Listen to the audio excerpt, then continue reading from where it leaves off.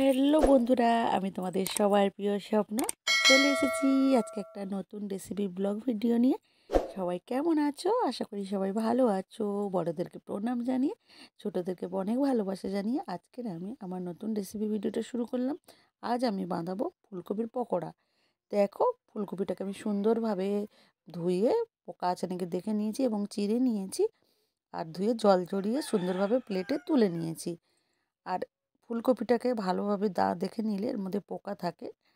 আর এই সময়টা ফুলকপিটা একটুখানি বড় হয়ে গেছে, তরকারিতে একটু কম স্বাদ লাগে, তার জন্য পকোড়া বানিয়ে খাওয়া যেতেই পারে।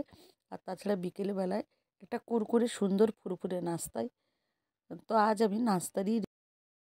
এবার আমি একটা বাটির মধ্যে বেসন নিয়ে নিয়েছি, একটু কালো জিরে, মৌরি, নুন, হলুদ, জিরে গুঁড়ো, ধনে গুঁড়ো আর একটু সর্ষের তেল নিয়ে নিয়েছি। এটাকে ভালো করে মেখে নেব।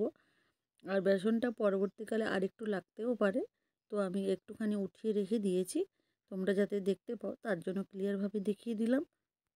এবার অল্প একটুখানি জল দিয়ে ভালো করে ওইটাকে মেখে নিয়েছি, দিয়ে আমি কিছুক্ষণের জন্য ওটাকে ম্যারিনেট করে রেখে দেবো, যাতে এর মধ্যে মশলাগুলো খুব সুন্দরভাবে ঢুকে যায় আর খুব সুন্দরভাবে পকোড়াগুলো খেতে লাগে আর মুচমুচে হয়। তার জন্য এবার আমি কড়াইটাকে বসিয়ে দেব।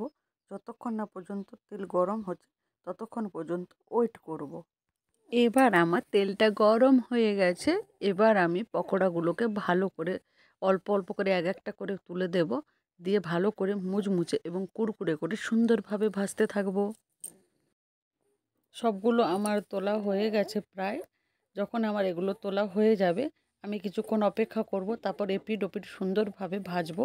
ভাজার পরে যখন ফাইনালি আমার ভাজাটা খুব সুন্দর হয়ে যাবে তখন আমি এটাকে তুলে নেব।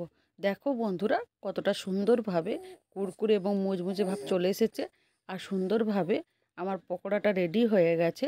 দেখতে পাচ্ছ, যদি তোমার ভালো লাগে তাহলে অবশ্যই লাইক, কমেন্ট, শেয়ার করবে, আমার পাশে থাকবে। আর যেসব নতুন বন্ধুরা এখনও পর্যন্ত আমার চ্যানেলটাকে সাবস্ক্রাইব করোনি, প্লিজ তাদেরকে অনুরোধ জানাবো একবার আমার চ্যানেলটাকে ভিজিট করো। যদি ভালো লাগে লাইক, কমেন্ট, শেয়ার করে আমার পাশে থেকো। সবাইকে আবারও অনেক ভালোবাসা দিলাম।